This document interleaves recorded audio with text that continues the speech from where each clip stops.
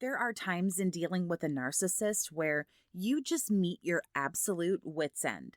The frustration is daunting. The daily struggle with a person like this just seems endless and overwhelming. The stress can cause you to shut down. You can go silent, become withdrawn, depressed, and maybe go into a little shell of comfort or cone of silence to try to protect yourself. You might become angry and choose silence to try to teach the narcissist a lesson, give them a taste of how it feels to be ignored. Whatever situation you're in, whatever choices you're making, silence definitely happens from time to time. Narcissists can also have a variety of reactions to you going silent. You and I both know that a narcissist needs constant attention from you and everybody else for that matter. Anybody else they can possibly get it from. So when you go quiet, this sparks some confusion for a narcissist. You might be tired of doting over them just endlessly, or you're busy and you can't fuss over them right now. Whatever it is, you just become short with them, or you say nothing at all. Let's say that they text you, for example, and you send a very dull, very flat, four-word response. You might immediately get that flood of text messages. What's wrong? Are you okay? Are you mad at me? You're not saying anything. That's all you're gonna say? Anytime you change up how you would normally respond to this person, they're going to notice. These are creatures of habit, and they want everything to keep going exactly the way it is. Again, most of the time, they will flood you and want to know what the deal is. And this, of course, is the narcissist trying to figure out as quickly as possible how to get you back to fawning and fussing over them. They might pester you until you tell them what's going on. They could guilt you, yell at you, blow up your phone. Their reactions can really vary, but most of the time, they just want to get over this little snafu and get it sorted as quickly as possible to get you right back on board and super obsessed with them. Since a narcissist punishes their victims by going silent for days and even longer in some cases, they naturally feel that if you go silent for whatever reason, it's to punish them for something. You might not feel good. A cold, the flu, maybe you're just working too much, or, your kid is sick, or they're going through something.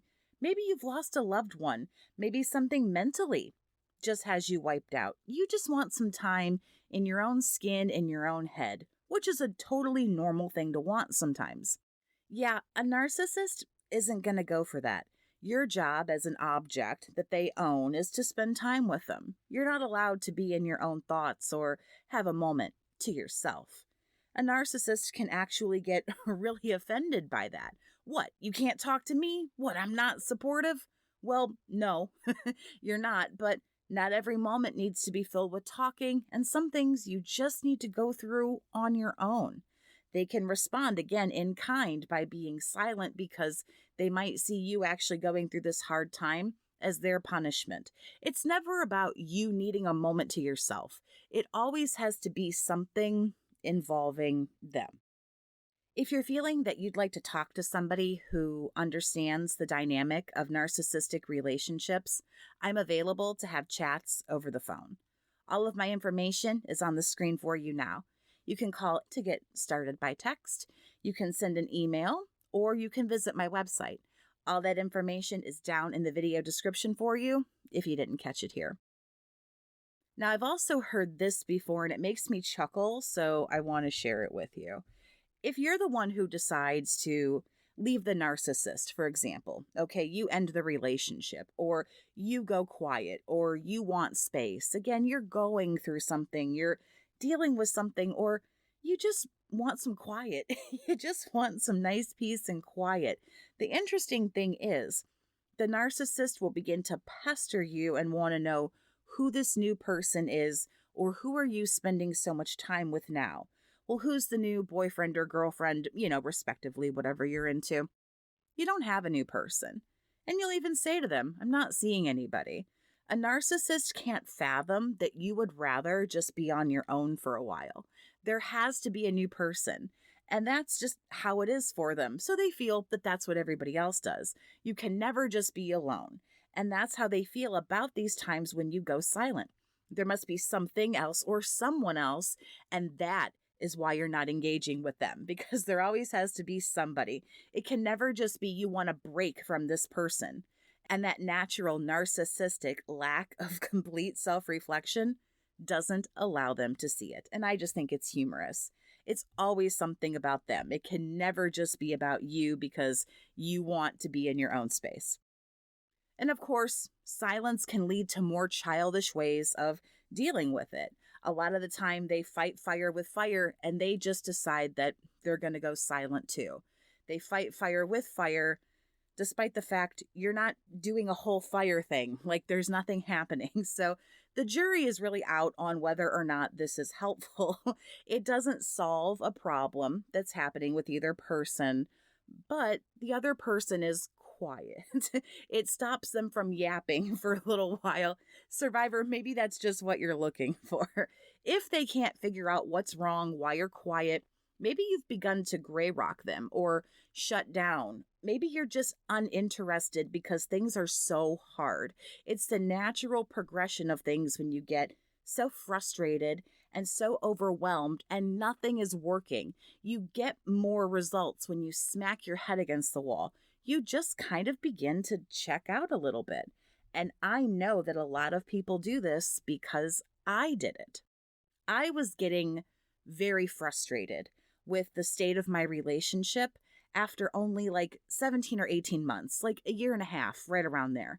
Now, I didn't do everything right at all. I didn't know what to do, but I did know the ship was sinking. I couldn't fix it. I couldn't have a conversation, couldn't communicate, and it did make me shut down. I'm not ashamed or embarrassed to say that. I didn't want to leave. I was very heavily trauma bonded and brainwashed. I wanted to make it work, but I didn't know what to do. Hindsight is always 2020.